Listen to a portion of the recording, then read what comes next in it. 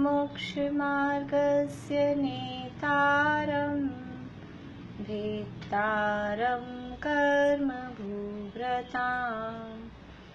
ज्ञातारं विश्वतत्त्वानां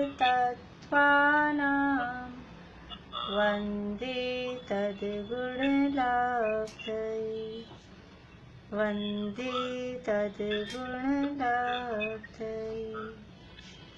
मोक्षमार्ग के नेता एवं कर्म पर्वतों के भेदक और विश्व के सब तत्वों के ज्ञायक चेतन संवेदक सद्गुण आप समान प्राप्त हो यही भावना भाकर दे विनय पूर्वक करूं वंदना बारंबार जिनेश्वर दे बारंबार जिनेश्वर दे।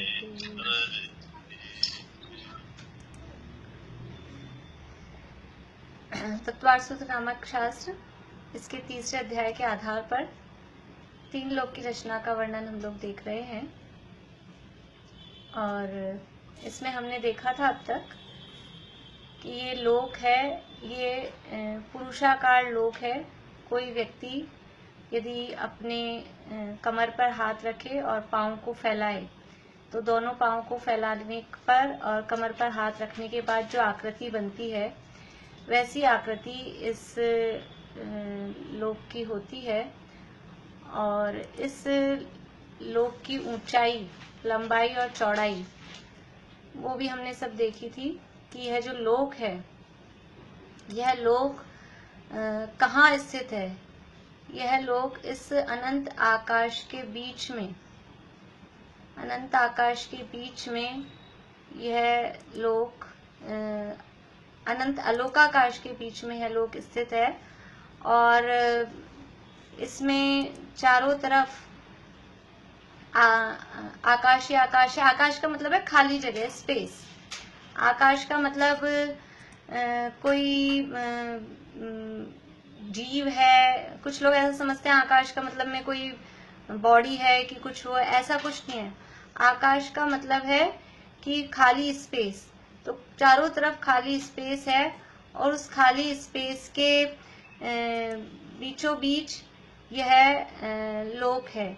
और ये लोक की जो आकृति यहाँ दिखाई दे रही है, ये आकृति कैसी है देखिए, नीचे से दिखाई दे रही है आप लोगों को।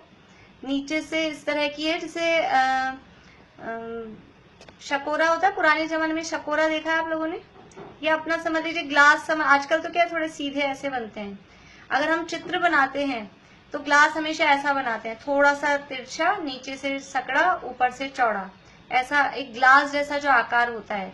और उस ग्लास को उल्टा रख दिया जाए, उस ग्लास को उल्टा रख दिया जाए तो नीचे का हिस्सा चौड़ा और ऊपर का हिस्सा सकड़ा। ये जो नीचे का पोर्शन है अधोलोक का, अधोलोक का पोर्शन ऐसा नहीं लग रहा है बिल्कुल उल्टा ग्लास रख दिया है। ग्लास में शेप वैसी लेनी है, थोड़ी तिरछी वाली, सीधी आकृति नहीं। या सकोरे जो होते हैं शादी वगैरह में आजकल होते हैं, समझ लीजिए, तो नीचे से ऊपर से वो चौड़ा होता है, नीचे से सकड़ा होता है, और उसको उल्टा रख दें। इस तरह की आकृति अधोलोक की है।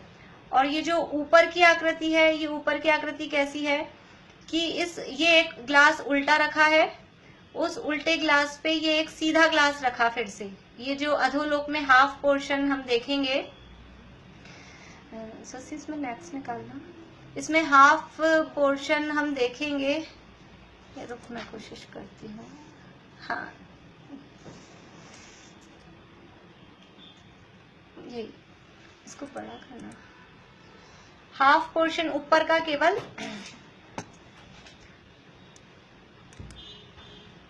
चल छोड़ रहे हैं।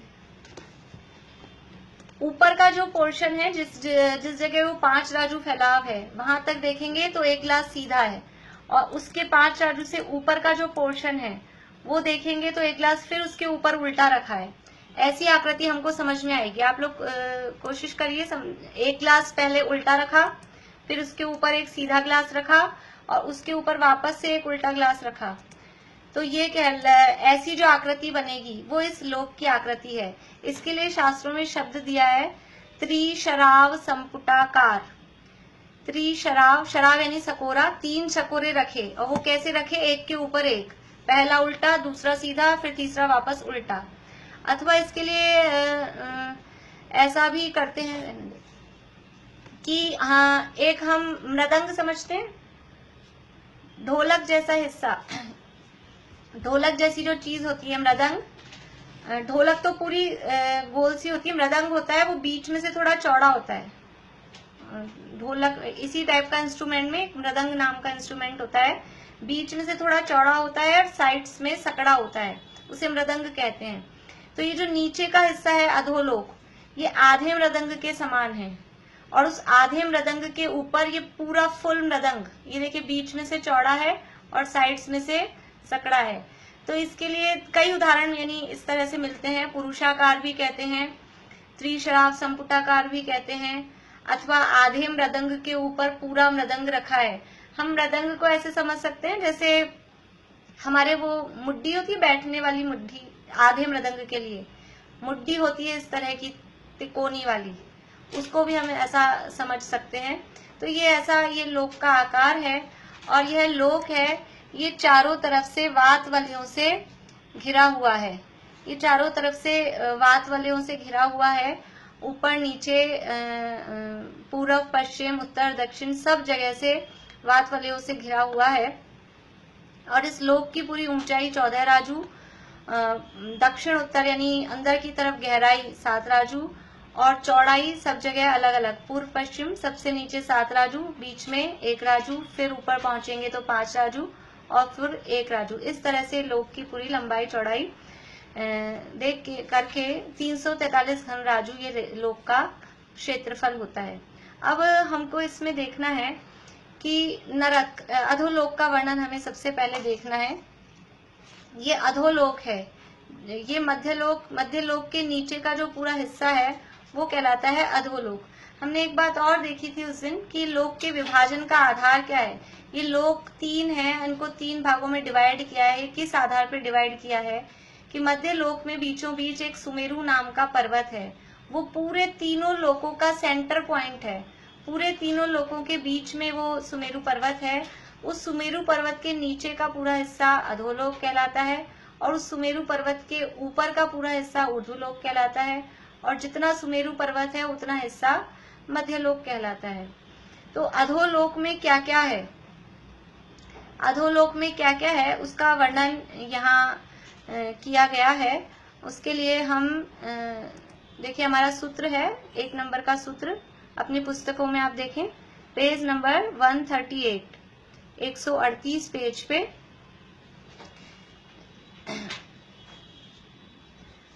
मैं बुलवाती हूँ, आप लोग म्यूट रहकर ही बोलेंगे सूत्र को, और फिर कल से मैं ऐसा करूंगी कि जिसके भी चाहे वीडियो ऑन है चाहे ऑफ है, मैं नाम लेके बोलूंगी, वो अपनी आवाज चालू करके वो सूत्र पढ़ के सुनाएंगे। हो सकता है अभी भी 1-2 लोगों से मैं बुलवा लूं कि मैं अभी आपको सूत्र बुलवा रही हूँ, क्योंकि हमें सूत्र पढ़ना भी आना चाहिए। तत्वार्थ सूत्र हम पढ़ रहे हैं तो सूत्र को शुद्ध उच्चारण करना ये भी एक समझ लीजिए जिनवाणी की विनय का अंग है कि हमें जिनवाणी को शुद्ध उच्चारण करना चाहिए, इसलिए सूत्र भी हम पढ़ेंगे। रत्न शर्करा बालुका पंक धूम तमो महातमः प्रभा। बोलिए।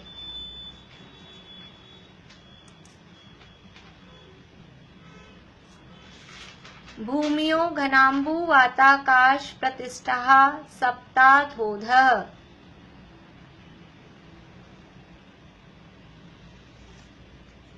फिर से बोलते हैं, पूरा बोलते हैं एक साथ। रत्न शर्करा, ये नाम है केवल 7, तो उसी तरह से आप अलग अलग ध्यान दे लीजिए।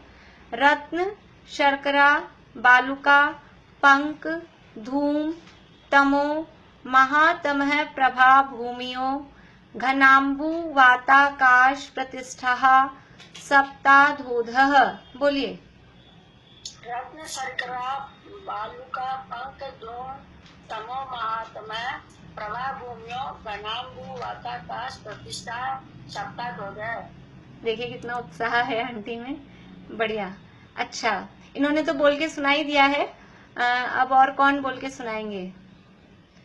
मैं बोलूं? रुकिए वर्षा भाभी। ज्योति। हाँ ज्योति जी रुकिए। हाँ पीरू जी आप बोले। परिधि जी। रत्न शर्करा बालुका पंख धूप तमो महातम प्रभा भूमयो घनाम्बु वाताकाश प्रतिष्ठा सप्ता धदोध। धदो नहीं है, सप्ताधोध। सप्ता धोध। धोध। ये जो एस जैसा बन रहा है इसका प्रोनाउंसिएशन नहीं करते, वो आ होता है लेकिन प्रोनाउंसिएशन नहीं करते, सप्ताधोध। ठीक है। हाँ अब और कौन है? मैं बोलूं? चलिए बोलिए, अनुज बोलिए। रत्न शर्करा बालुका पंख धूप तमो महातम प्रभा भूमयो घनाम्बु वाताकाश प्रतिष्ठा सप्ता धोध। बढ़िया।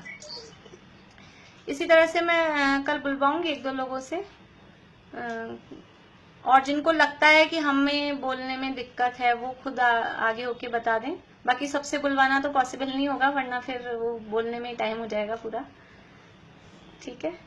ये यहाँ क्या बताया? सबसे पहले अधोलोक का वर्णन कर रहे हैं। सबसे पहले अधोलोक में 7 नरक पृथ्वियां हैं। क्या है अधोलोक में? 7 नरक हम कहते हैं, एक्चुअल में 7 नरक नहीं है, 7 नरक पृथ्वियां हैं। अधोलोक में 7 नरक पृथ्वियां हैं, जिनके नाम यहाँ बताए गए हैं। पहला है रत्न, और लास्ट में इस जो लाइन है अपनी, इस लाइन के लास्ट में लिखा है प्रभा भूमियो। तो जो प्रभा शब्द है वो सबके साथ लगाना है। सूत्र का मतलब होता है संक्षिप्त कथन, यानी जितना शॉर्ट से शॉर्ट में वो कह सकते हैं उतना शॉर्ट में कहेंगे। तो जो अक्षर जो शब्द बचा सकते हैं वो अक्षर वो शब्द बचाते हैं। तो लगाना तो सबके साथ में, रत्न प्रभा, शर्करा प्रभा, बालुका प्रभा, तो उन्होंने वो प्रभा शब्द बचाया और सबको कॉमन से लिख के प्रभा शब्द लास्ट में लिख दिया। वरना और सूत्र बड़ा हो जाता तो हमको ऐसे लगता है इतना बड़ा सूत्र है, याद कैसे करेंगे। हाँ, और कल जो लोग ये एक सूत्र याद करके मुझे सुनाएंगे, पहले मैं उनसे सुन लूंगी। आप लोग हाथ खड़े कर देना, हमको आज सुनाना है, याद करके आए हैं तो पहले उनसे सुन लेंगे। तो रत्न प्रभा, दूसरा है शर्करा प्रभा, तीसरा है बालुका प्रभा, फिर है पंख प्रभा, धूम प्रभा, तम प्रभा, तमो है वो संस्कृत की भक्तियों के अनुसार है, तमह है शब्द, तम प्रभा, और फिर 7वां है महातम प्रभा। ये 7 भूमियां, भूमि का अर्थ है पृथ्वी, ये 7 पृथ्वियां हैं जिन्हें नरक पृथ्वियां कहते हैं। रत्न प्रभा, शर्करा प्रभा, बालुका प्रभा, पंख प्रभा, धूम प्रभा, तम प्रभा और महातम प्रभा। इस तरह से ये 7 नरक पृथ्वियां हैं। और कैसे हैं? हाँ जी, कुछ पूछ रहे हैं कोई? हाँ हाँ बोलिए मोनिका। अभी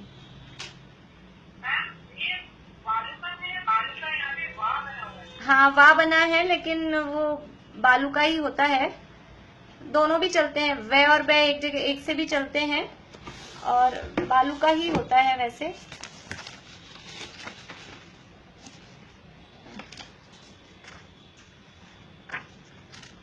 बालू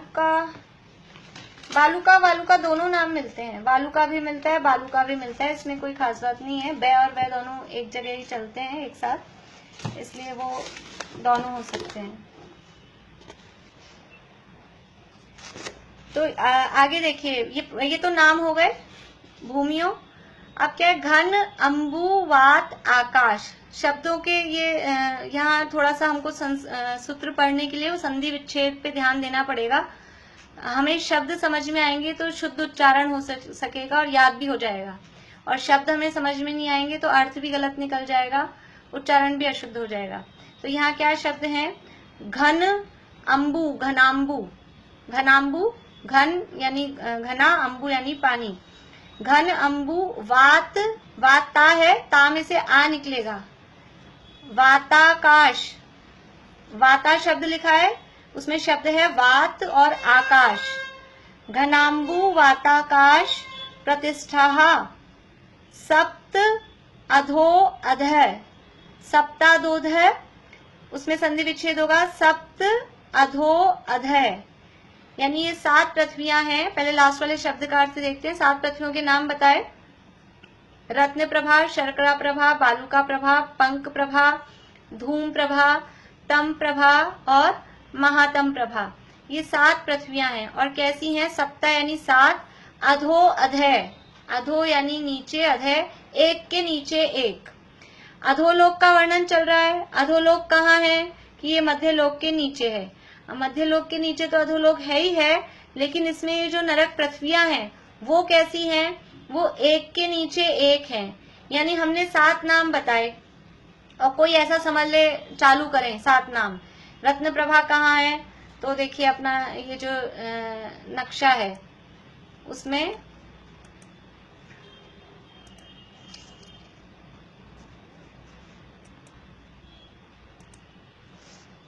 ये नक्शा है। तो अब इसमें कोई सोचे रत्न प्रभा कहाँ है, तो सबसे नीचे यहाँ रत्न प्रभा होगी, फिर शर्करा प्रभा, फिर बालुका प्रभा, फिर पंख प्रभा, फिर धूम प्रभा, फिर तम प्रभा और महातम प्रभा। तो ऐसा नहीं है। कैसी है? ये अधोअध है। जो हमने नाम बताए हैं, जिस क्रम से हमने नाम बताए हैं वो एक के नीचे एक है। यानी सबसे पहले अधोलोक में नीचे चलेंगे तो सबसे पहले है रत्न प्रभा, उसके नीचे शर्करा प्रभा, उसके नीचे बालुका प्रभा, उसके नीचे पंख प्रभा, उसके नीचे धूम प्रभा, उसके नीचे तम प्रभा और उसके नीचे महातम प्रभा। ऐसे एक के नीचे एक ये 7 नरक पृथ्वियां हैं। ये बात समझ में आ गई? क्लियर? यानी ये जो नरक पृथ्वियां हैं ये एक के नीचे एक है, एक साथ भी नहीं है, एक पैरेलल भी नहीं है और एक के ऊपर एक भी नहीं है। एक के नीचे एक ये 7 नरक पृथ्वियां हैं। अब कैसे हैं? घनाम्बु वाताकाश प्रतिष्ठा। ये जो पृथ्वियां हैं ये घनाम्बु वात यानी 3 वात वलय हैं। घन वात वलय, घनोदधि वात वलय, घन वात वलय और तनु वात वलय।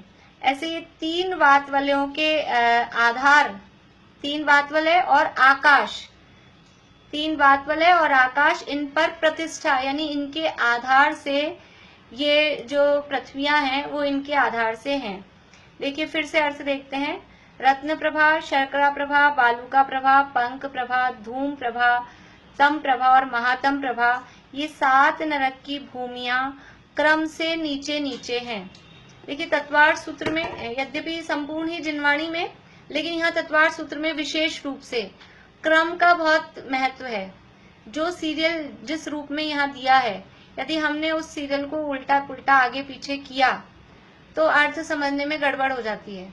क्योंकि यहाँ आचार्य देव सूत्रों में बात कर रहे हैं, तो कहीं कहीं ऐसा कहेंगे, अभी आपको 7 नाम बता दिए, कहीं 5 नाम किसी चीज के बता देंगे, फिर ऐसा कहेंगे पहला, फिर कहेंगे तीसरा, पहला का ये होगा, तीसरे में ऐसा होगा। तो अब आपने अगर क्रम बदल दिया तो वो आप जो उसका अर्थ लगा सकेंगे वो सारा अर्थ उल्टा पुल्टा हो जाएगा, वो अर्थ सही नहीं लगा सकेंगे। इसलिए बराबर, यद्यपि नरकों में तो क्रम है ही है, तो इसी क्रम से हमको ध्यान में रखना है। तो ये 7 नरक की भूमियां क्रम से नीचे नीचे हैं और ये भूमियां घनोदधि वात वलय, घन वात वलय और तनु वात वलय तथा आकाश के आधार पर प्रतिष्ठित हैं। देखिए हमने देखा था, आप लोगों को थोड़ा मैंने आज बोर्ड भी मंगाया है, आप लोगों को दिख रहा है? ये दिख रही है 7 लाइंस इसमें दिख रहा है मैम। तो ये देखिए। Yes, हाँ ठीक है। Yes ma'am. ये अधोलोक है, ये यहाँ से यहाँ तक नीचे ये अधोलोक है और ये 7 नरक, ये 1 2 3 4 5 6 और ये 7, मतलब ये जो बीच में जगह बची है 7 नरक पृथ्वियां हैं। अभी जो पूरा लोक है, ये लोक तो वात वलयों से वेष्टित है ही है, ये हमने देखा था। ये 3 वात वलय, घनोदधि वात वलय, घन वात वलय और तनु वात वलय, बाहर की तरफ ये 3 वात वलय हैं। लेकिन ये जो नरक पृथ्वियां हैं, ये नरक पृथ्वियां भी ये वात वलयों के आधार पर टिकी हुई हैं। और इन वात वलयों के बाहर क्या है? यहाँ बाहर क्या है? यहाँ पूरा आकाश है। वातवल्यों के बाहर आकाश है। तो ऐसे ही समझ लीजिए नरक की पृथ्वी, अभी हम बात करेंगे इसकी मोटाई की। ये पहली नरक पृथ्वी है, समझ लीजिए इतने एरिया में, ये ब्लैक कर दिया मैंने, ये नरक पृथ्वी है, दिख रहा है आप लोगों को? ये पहली नरक पृथ्वी है, जो डार्क ब्लैक कर दिया, ये पूरे हिस्से में यहाँ जितना ये ब्लैक किया है ये नरक पृथ्वी है। अब इसके नीचे क्या है, ये तीनों वातवलय हैं, पहला, दूसरा, थोड़ा सा इसको हम बड़ा कर लेते हैं अभी समझने के लिए इस जगह को। ये समझ लीजिए पूरी नरक पृथ्वी है, ये ऊपर तो है नरक पृथ्वी ब्लैक वाली। अब इस नरक पृथ्वी, ये नरक पृथ्वी किसके आधार पर है, तो ये घनोदधि वातवलय, फिर घन वातवलय और फिर तनु वातवलय, ये तीनों वातवलय इस पृथ्वी के नीचे भी हैं। जो नरक पृथ्वियां हैं, सातों ही नरक पृथ्वियां, समझ लीजिए दूसरी पृथ्वी है, तो ये जो डार्क ब्लैक कर दी ये तो पृथ्वी है, और इसके नीचे फिर से घन वातवलय, सॉरी घनोदधि वातवलय, घन वातवलय और तनु वातवलय, ये तीनों वातवलय हैं। अब ये बात ये है कि नरक पृथ्वियां और ये लोक तो वातवलयों के आधार पर है, लेकिन ये वातवलय किसके आधार पर हैं? पूरा लोक वातवलयों के आधार पर है, ये नरक पृथ्वियां भी वातवलयों के आधार पर है, हवा पे टिकी हुई हैं। पर ये हवा किस पे टिकी हुई है, तो उसके लिए कहा ये हवा है वो आकाश के आधार पर है। ये जो यहाँ वातवलय एंड में तनु वातवलय आया, तनु वातवलय किसके आधार पर है, यहाँ नीचे भी सब जगह वातवलय हैं, यहाँ भी तीनों वातवलय हैं। तो यहाँ ये जो वातवलय है लास्ट वाला तनु वातवलय, ये किसके आधार पर है, तो ये लास्ट वाला वातवलय है वो आकाश के आधार पर है। इसी तरह यहाँ नरक के नीचे भी, नरक पृथ्वियों के नीचे भी जो वातवलय हैं, उन वातवलयों के नीचे फिर आकाश है, ये खाली जगह है। यहाँ ये जो व्हाइट दिख रहा है अपने को, अभी मैंने लाइन की है, ये जो खाली जगह व्हाइट दिख रहा है, ये यहाँ पर खाली जगह है। ये खाली जगह मतलब आकाश है। जो भी हमको जगह दिखती है, जो जगह वर्ड है, वो जगह वर्ड ही आकाश को बताता है। यानी ये यहाँ क्या बता रहे हैं सूत्र में, कि ये 7 नरक पृथ्वियां हैं, एक के नीचे एक हैं, और ये सातों की सातों नरक पृथ्वियां तीनों वातवलय और आकाश के आधार पर स्थित हैं। इनके ये किस आधार पे टिकी हुई हैं, कि सबसे पहले तो वातवलयों का आधार है, फिर वातवलय किसके आधार पर है, कि वातवलय आकाश के आधार पर है। तो ये इस तरह से 7 नरक पृथ्वियां एक के नीचे एक हैं। घनोदधि वातवलय किसे कहते हैं, घन वातवलय किसे कहते हैं, और तनु वातवलय किसे कहते हैं, इसकी बात अपनी हो गई थी, और यहाँ अपनी पुस्तक में दिया हुआ है, एक बार अपन पढ़ लेते हैं फिर आगे चर्चा करेंगे।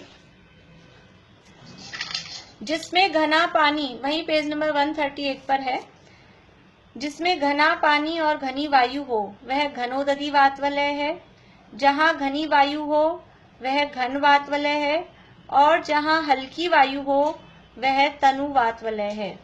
इस तरह से वातवलय हैं। अब ये देखिए 7 नरक पृथ्वियां, थोड़ा सा इसमें समझते हैं, फिर मैं आपको कुछ पीपीटीज भी दिखा दूंगी।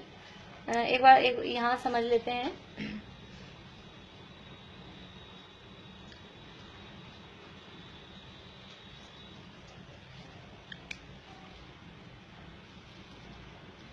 ये 7 नरक पृथ्वियां, हाँ बोलिए। अभी ये सिर्फ त्रसनाली में ही है क्या व्याप्त नरक? देखिए नरक तो त्रसनाली में ही है, पर वही पृथ्वी एक्चुअल में भी चित्र में मैंने ऐसा ही बनाया था, समझ लीजिए। पृथ्वियां पूरी यहाँ से यहाँ तक हैं, पृथ्वियां तो पूरी हैं, पर जो नरक का एरिया है वो नरक का एरिया केवल त्रसनाली में है। स्वर्ग का जो एरिया आएगा वो भी केवल त्रसनाली में है। और ये पृथ्वियां पूरी लोक के एक सिरे से दूसरे सिरे तक, यहाँ से यहाँ तक, और डेप्थ में भी जाएंगे। देखिए जो अपना ये चित्र है उसमें देखिए,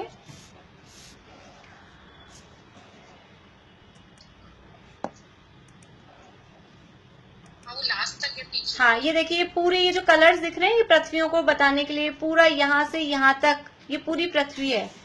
येलो कलर की है, पिंक कलर की है, ब्लू कलर की है। ये पृथ्वियां तो पूरी शुरू से एंड तक, पूरा आगे पीछे तक पूरी हैं। लेकिन जो नरक का एरिया है वो केवल त्रसनाली में है। नारकी जो रहते हैं वो नारकी केवल त्रसनाली में रहते हैं। पृथ्वियां यहाँ से यहाँ तक, पृथ्वी किसे कहते हैं, जो लोक के एक सिरे से लेकर दूसरे सिरे तक हो उसका नाम है पृथ्वी। लोक के एक सिरे से लेके दूसरे सिरे तक जो पाई जाए उसे पृथ्वी कहते हैं। तो ये 7 नरक पृथ्वियां हैं। और देखिए ऊपर आपको एक येलो दिख रहा है,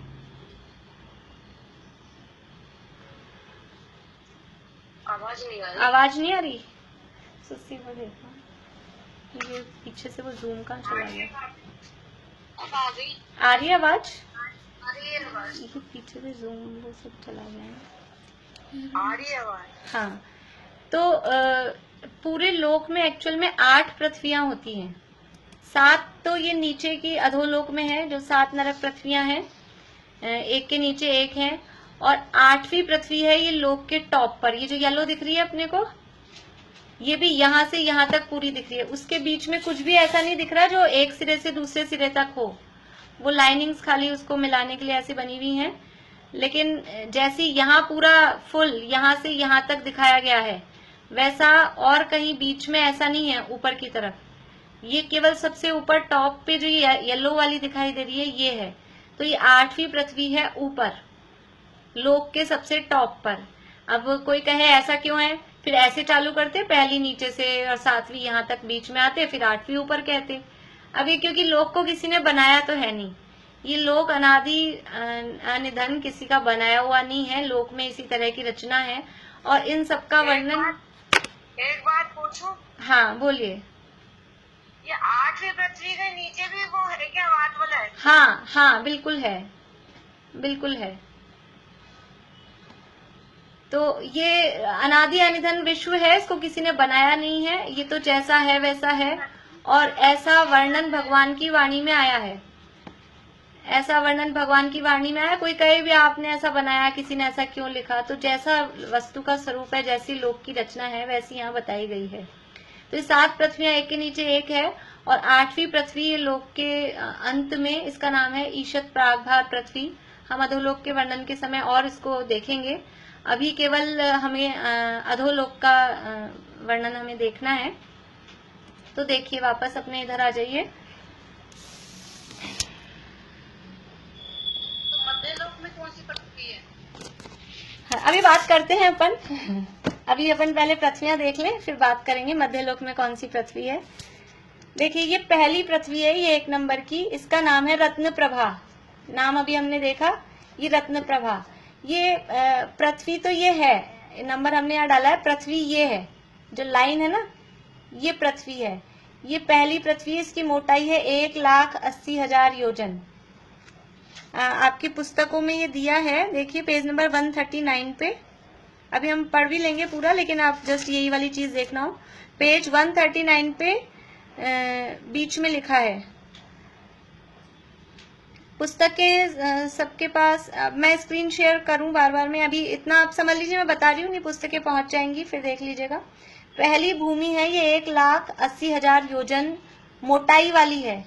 मोटाई है, थिकनेस है, जो पृथ्वी है उसकी मोटाई इतनी है, 1,80,000 योजन ये पृथ्वी की मोटाई है। और ये जो पूरा हिस्सा है, ये जो हम, ये जहां मैंने 1 नंबर लिखा है, ये जो पूरी जगह है, ये कितनी है? देखिए अधोलोक पूरा टोटल कितना है? अधोलोक पूरा है टोटल, लंबाई में हम देखेंगे तो ये है 7 राजू। अधोलोक यहाँ मध्य लोक से लेके नीचे तक जाएंगे तो अधोलोक की ऊंचाई हो जाएगी 7 राजू। टोटल लोक है 14 राजू, उसमें से ये मध्य लोक बीच में है, तो अधोलोक हो गया है पूरा 7 राजू। अभी 7 राजू में 7 नरक पृथ्वियां हैं। तो पहले राजू पे एक, दूसरे, ये एक एक राजू के डिफरेंस से ही हमने एक एक लाइन खींची है। तो ये एरिया तो है 1 राजू का, ये जो पूरा एरिया है ना, ये वाला दिख रहा है आप लोगों को, समझ में आ रहा है? ये जो एरिया है ये 1 राजू का है। और 1 राजू के एरिया में जो पहला नरक पृथ्वी है, पहली नरक पृथ्वी, वो है केवल 1,80,000 योजन की।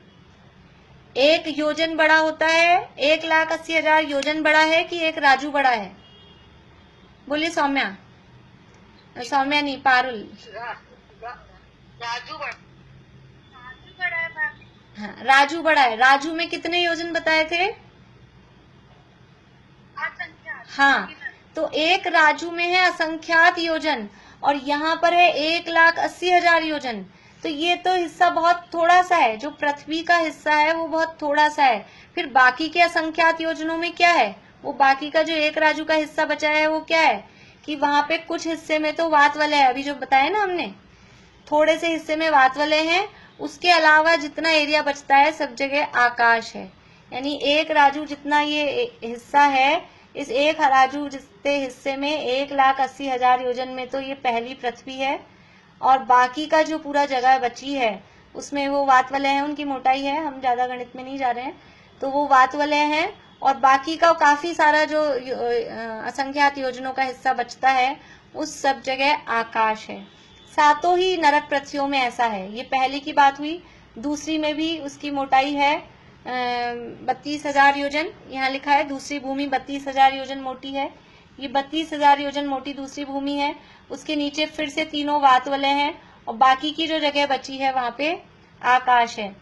तीसरी पृथ्वी है वो 28,000 योजन मोटी है। तीसरी जो पृथ्वी है वो 28,000 योजन मोटी है, और 28,000 योजन में के बाद में वो जो वात वलय है उसके बाद जो जगह बचती है वहां आकाश है। चौथी भूमि 24,000 योजन मोटी है। पांचवी भूमि 20,000 योजन मोटी है। छठी भूमि 16,000 योजन मोटी है, और सातवीं भूमि 8,000 योजन मोटी है।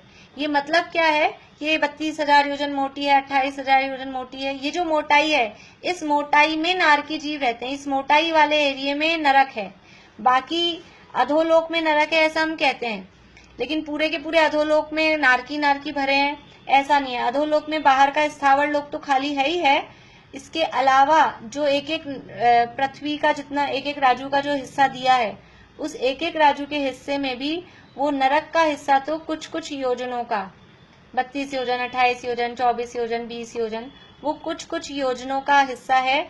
बाकी फिर पूरी जगह वहां पर वात वलय और आकाश होते हैं। तो देखिए ये अधोलोक का जो नरक पृथ्वियां हैं, उन नरक पृथ्वियों में इस तरह से ये 7 भाग हैं। अब अधोलोक की ऊंचाई टोटल कितनी हो गई है, 7 राजू का हिस्सा अधोलोक का है, और चौड़ाई है वो चौड़ाई सब जगह एक सी नहीं है। नीचे 7 राजू चौड़ा है, लेकिन वो सकड़ा होता होता होता ऊपर आते आते वो एक राजू रह गया है। हाँ बोलिए पारुल। भाभी ये वलय सिर्फ नीचे है या चारों तरफ है?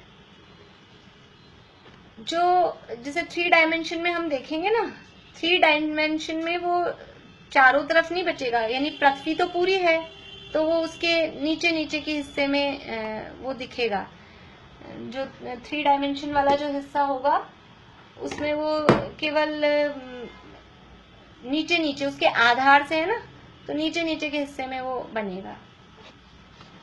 एक और प्रश्न परसों उन्होंने पूछा था आंटी ने कि जो स्थावर लोक में है, स्थावर लोक में हमने बात की थी, वहाँ जीव रहते हैं, 5 प्रकार के स्थावर जीव रहते हैं। तो जो स्थावर लोक है, स्थावर लोक में केवल सूक्ष्म जीव रहते हैं। अब मैं ये पूछना चाहती हूँ स्थावर लोक कौन सा है, जो नए लोग हैं वो बताएं स्थावर लोक कौन सा है। अभी बहुत लोगों की वीडियो बंद है, मैं तो समझ नहीं पाती हूँ। हाँ मंजू जी जैन, आप बताइए।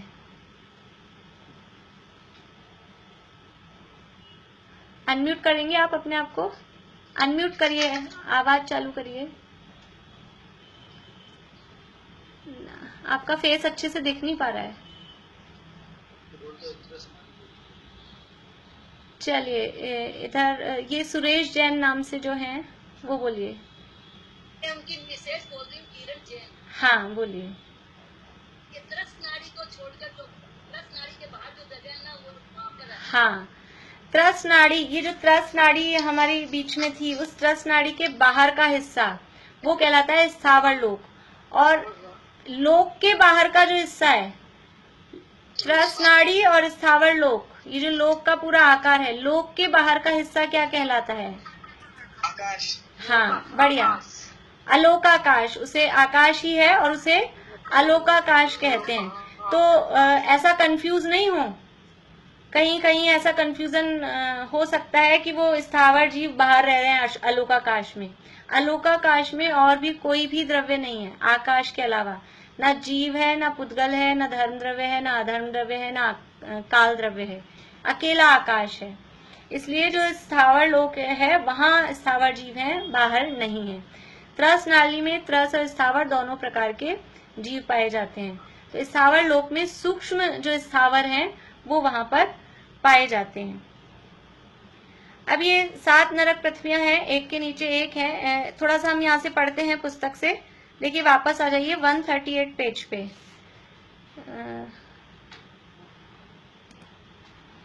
फिगर्स भी याद करने पड़ेंगे। कर सके तो अच्छी बात है, वैसे कुछ ज्यादा कठिन नहीं है। जैसे ये जो अभी बताई ना इनकी मोटाई, पहली पृथ्वी की आपको 1,80,000 है, बाकी फिर 32, 28, 24 4 कम होती है। थोड़ा सा ट्रिक से करेंगे तो हो जाएगा।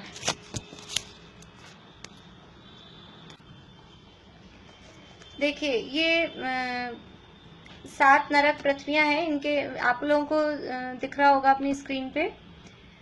7 नरक के नाम दिए हैं, रत्न प्रभा, शर्करा प्रभा, बालुका प्रभा, पंक, धूम, तम और महातम। इनके नाम ऐसे क्यों हैं? रत्न प्रभा, शर्करा प्रभा, प्रभा का मतलब तो समझते हैं, कुछ चमक, प्रकाश, ऐसा प्रभा। रत्नों की जैसी जहां प्रभा है वो कहलाता है रत्न प्रभा। फिर शर्करा का अर्थ होता है शक्कर, चीनी, शुगर। शक्कर की जैसी जहां प्रभा है। आवाज नहीं आ रही। आवाज नहीं आ रही।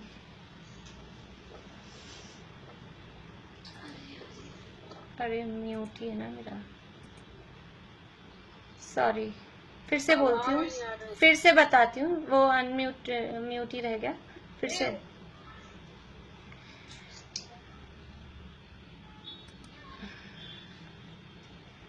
देखिए 7 नरक पृथ्वियां हैं। हम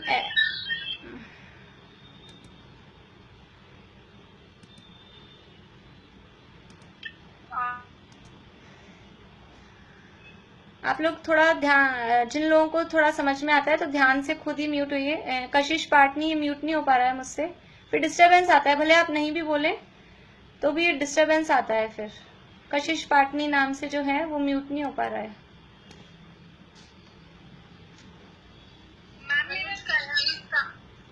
हाँ जी, कशिश पाटनी में दो नाम है, ये एक और है कशिश पाटनी, तो मुझे नहीं मालूम। अनुज का तो म्यूट है, ये दूसरा किसका है मालूम नहीं। म्यूट है मेरा तो, मैं कुछ। हाँ अब हो गया वो दूसरा, ठीक है। दो है कशिश पाटनी एक्चुअल में। अब वो वीडियो भी बंद रहती है तो मैं पहचान नहीं पाती हूँ कौन है।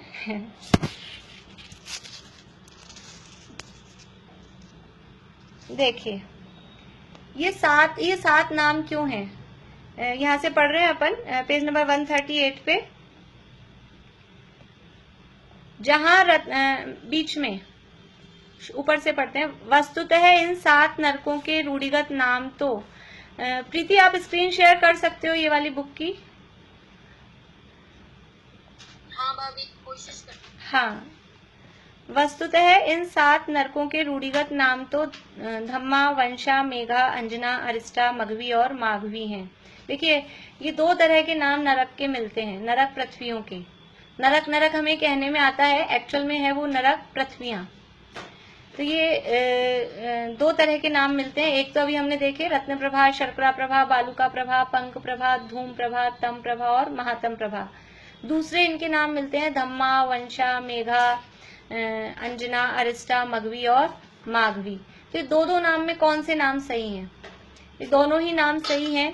ये जो रत्न प्रभा आदि नाम है ये हैं इनके यौगिक। यौगिक मीन्स जो सार्थक अर्थ वाले नाम है, कि जैसा इनका नाम है वैसा उसका अर्थ निकलता है, वो कहलाते हैं इनके सार्थक अर्थ वाले नाम, यानी सार्थक नाम ये रत्न प्रभा आदि। और धम्मा, वंश आदि जो नाम है वो है इनके रूढ़िगत नाम। जैसे कि हम लोगों के होते हैं, ज्यादातर सब लोगों के होते हैं 2 नाम होते हैं, एक स्कूल का नाम और एक घर का नाम, एक निकनेम होता है। तो ये समझ लीजिए रत्न प्रभा आदि जो नाम है स्कूल के नाम है, और धम्मा, वंशादि घर के नाम है, रूढ़िगत नाम है। दोनों तरह के नाम इनके चलते हैं, तो यहाँ दोनों नाम बताए हैं, परंतु हम मुख्य रूप से रत्न प्रभा, शर्करा प्रभा आदि नामों के आधार पर ही हम चर्चा करेंगे। रत्न प्रभा आदि सार्थक नाम तो उन नरकों की भूमि की प्रभा के आधार पर बताए गए हैं। जैसी उन भूमि की प्रभा है, जैसा उनमें प्रकाश है, उस तरह के आधार पर ये नाम बताए गए हैं। जहाँ रत्नों जैसी प्रभा हो वह रत्न प्रभा, रत्नों जैसी जहाँ प्रभा है वह कहलाएगा, उस स्थान का नाम है रत्न प्रभा। जहाँ शर्करा यानी शक्कर जैसी प्रभा हो वह शर्करा प्रभा। हाँ अनुज, कुछ पूछना है आपको? यस मैम, मैं ये बाद में पूछूंगी, आप कंटिन्यू कीजिए। ठीक है। तो जहाँ शर्करा यानी शक्कर जैसी, शक्कर यानी व्हाइटिश, शक्कर व्हाइट होती है, तो जहाँ थोड़ी व्हाइटिश प्रभा है वो कहलाएगी शर्करा प्रभा, वो स्थान है शर्करा प्रभा। प्रीति ये वाली नहीं, ये तो मैं भी कर रही हूँ, ये जो अपन पढ़ रहे हैं ना तत्वार्थ मणि प्रदीप, ये क्या हुआ?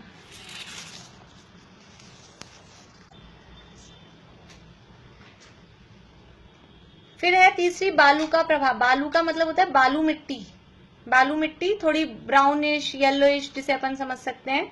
तो जहाँ बालू रेत जैसी प्रभा हो वह बालू का प्रभा है। बालू रेत जैसी जहाँ प्रभा है वो बालू का प्रभा। चौथा है पंक प्रभा। पंक का अर्थ होता है कीचड़। आवाज आ रही है ना आप लोगों को?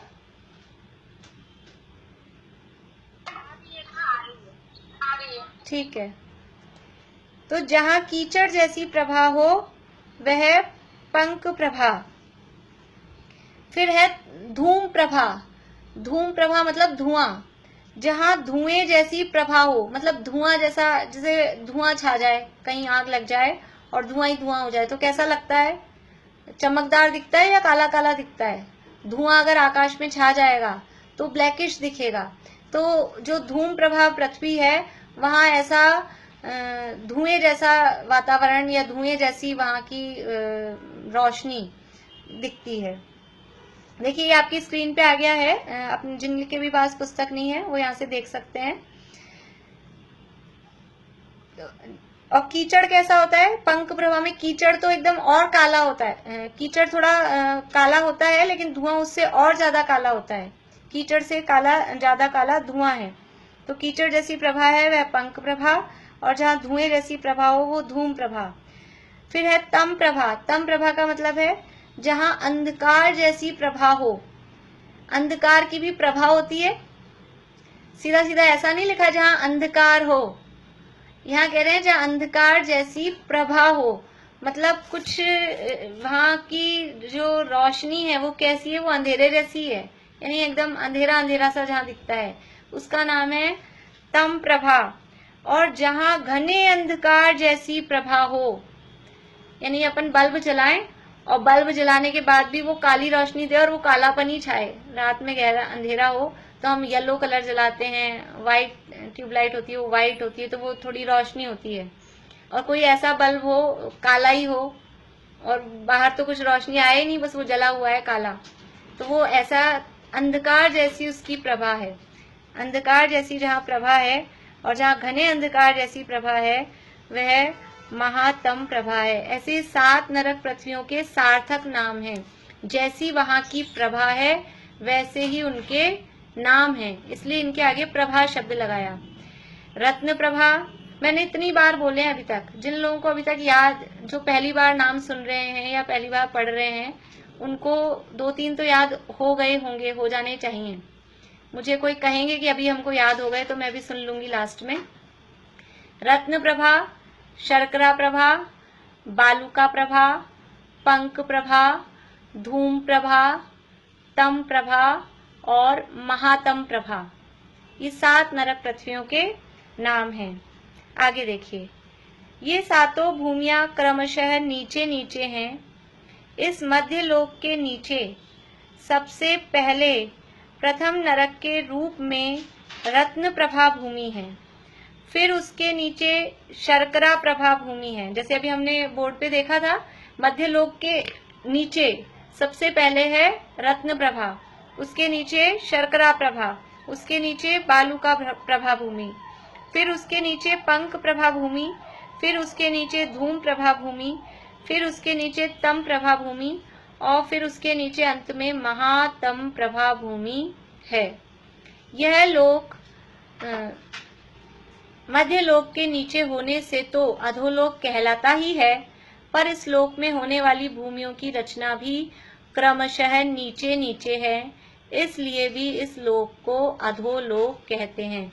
ये मध्य लोक के नीचे है। देखिए यहाँ हम एक प्रश्न बना सकते हैं इस पैरा के आधार पे कि अधोलोक को अधोलोक क्यों कहते हैं, अधोलोक का नाम अधोलोक क्यों है? क्यों? क्योंकि मध्य लोक के अधो का मतलब है नीचे, मध्य लोक के नीचे है इसलिए तो अधोलोक है ही है, लेकिन इसमें जो भूमियां हैं, जो पृथ्वियां हैं, वो भी पूरी नीचे नीचे हैं, एक के नीचे एक है, इसलिए भी इस लोक को अधोलोक कहते हैं।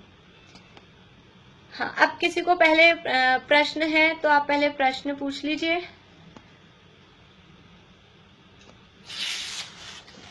ताकि अपन आगे बढ़ने से पहले। हाँ बोलिए। मैम ये जो पहली भूमि है ये 1,80,000 यूनिट्स की है, बाकी धीरे धीरे सारी भूमियां कम होती जा रही हैं। तो बल्कि इससे हाथ जो नरक होता है वो सबसे बड़ा होना चाहिए।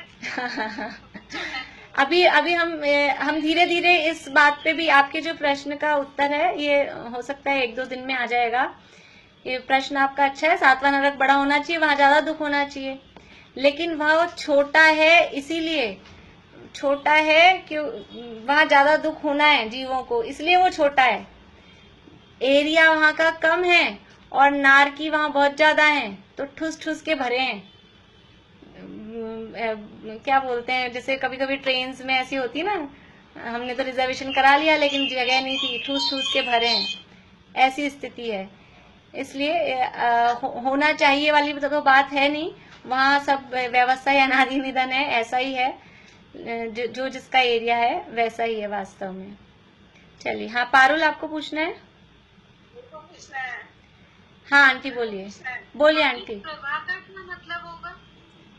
प्रभा का मतलब है उस तरह का प्रकाश, उस तरह की रोशनी, उस तरह की वहां की चमक। हाँ आंटी बोलिए, फिर से बोलिए।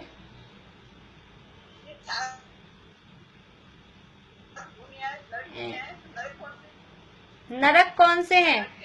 नरक की चर्चा अपन अगले सूत्र में करेंगे, नरक की चर्चा अगले सूत्र में आएगी। ये नरक भूमियां हैं तो फिर नरक क्या है वो चर्चा अगले सूत्र में आएगी कि नरक कौन से हैं। हाँ, और किसी को पूछना है?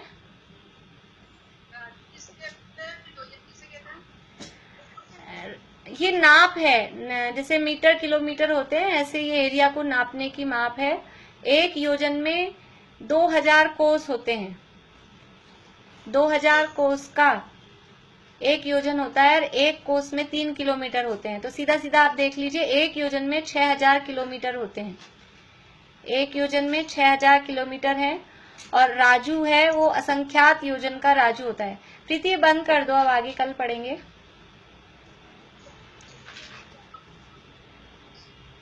राजू में असंख्यात योजन होते हैं और एक योजन में 6000 किलोमीटर, 2000 कोस का एक योजन होता है। हाँ, और किसी को पूछना है?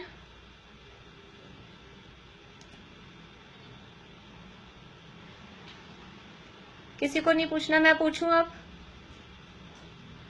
हाँ चमेली आंटी बोलिए।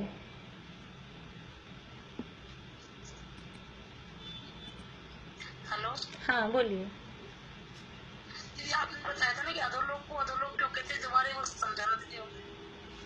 अधो का मतलब होता है नीचे, तो ये मध्य लोक के नीचे है इसलिए अधो। जैसे हम दूसरी मंजिल पे बैठे हों और कोई व्यक्ति समझ लीजिए कि हमारे बच्चे फर्स्ट फ्लोर पे हैं, तो हम क्या कहेंगे, अपन ने सेकंड फ्लोर पे फोन उठाया और किसी ने कहा कि उसके फ्रेंड का फोन आया कि आंटी उससे बात करनी है, तो क्या कहेंगे, वो नीचे है। तो मध्य लोक से नीचे है इसलिए उसको अधोलोक कहा। और दूसरा कारण ये कि ये पृथ्वियां भी एक के नीचे एक हैं, इसलिए भी इसको अधोलोक कहा। मध्य लोक के नीचे है और उसके बाद में पृथ्वियां भी एक के नीचे एक हैं, इसलिए इसको अधोलोक कहते हैं। हाँ, चमेली आंटी बोलिए, अनम्यूट करके बोलिए चमेली आंटी।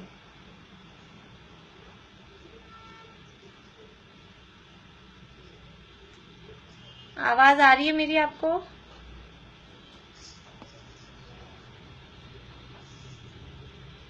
आप बोलिए चमेली आंटी, अनम्यूट करिए, बोलिए। हाँ ये पूछी थी कि आठवीं पृथ्वी नीचे कल पृथ्वी होती है, 7 नरकों के नीचे। हाँ, वो बात अभी अपन करेंगे कल। हाँ बोलिए, चलिए पूछिए। पृथ्वी है, वो भी 8वीं पृथ्वी कहलाती है, तो फिर दोनों 8वीं कहते हैं। 8वीं कहाँ है? कल पृथ्वी नहीं है। जो है ईशत प्रागभार तो पृथ्वी है, कल पृथ्वी नहीं है।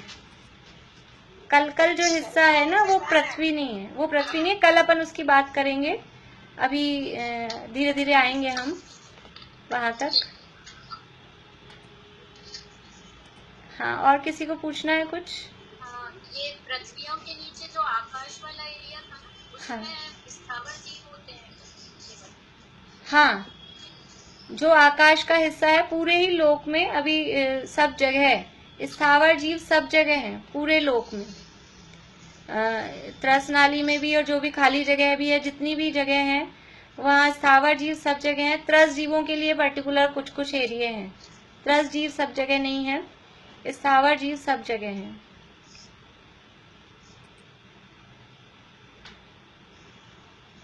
और किसी को पूछना है?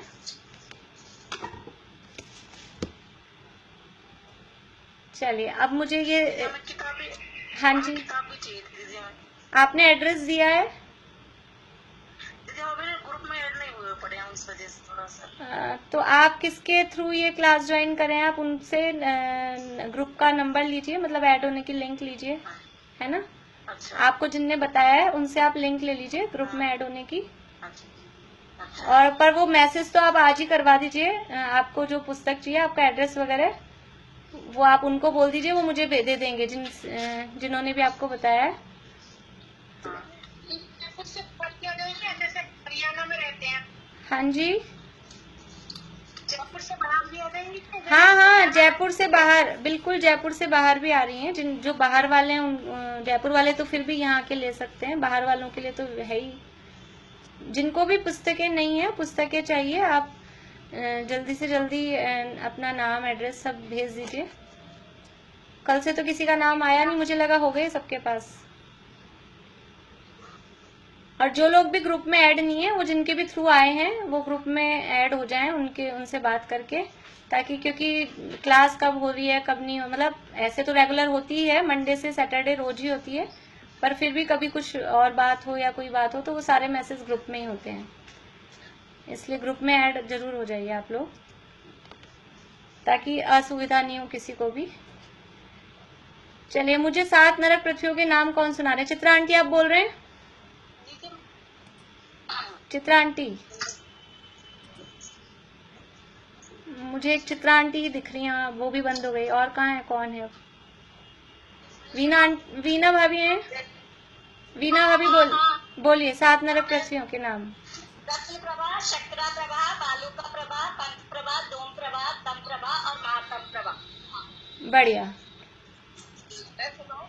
हाँ बोलिए, हाँ चित्रा आंटी बोलिए। रत्न प्रभा, शर्करा प्रभा, बालुका प्रभा, पंच प्रभा, बढ़िया। आप लोग जो बापू नगर वाले हैं, वो आप अपने नाम के साथ बापू नगर भी लिख लीजिए, क्योंकि वीडियो बंद रहती है तो मैं तो पहचान नहीं पाती हूँ कि कौन है। कुछ का नंबर नहीं आया मेरे पास। मैंने स्वाध्याय ग्रुप में भेज दिए लिंक, स्वाध्याय ग्रुप में, नए ग्रुप में ऐड होने की लिंक भेजिए, उस लिंक पे आप क्लिक करेंगे तो आप उसमें ऐड हो जाएंगे। स्वाध्याय ग्रुप में 2-3 दिन पहले भेज दिया, आपको थोड़ा सा पीछे जाके देखना पड़ेगा, है ना? ठीक है। चलिए, बच्चे में से बच्चे सुनाएंगे कोई 7 नरक पृथ्वियों के नाम?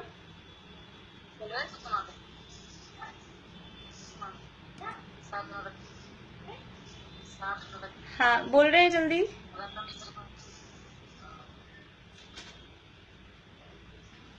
चलिए बाकी लोगों से कल सुनेंगे, अभी अपनी यहीं पूरा करते हैं, 4 बज गए हैं।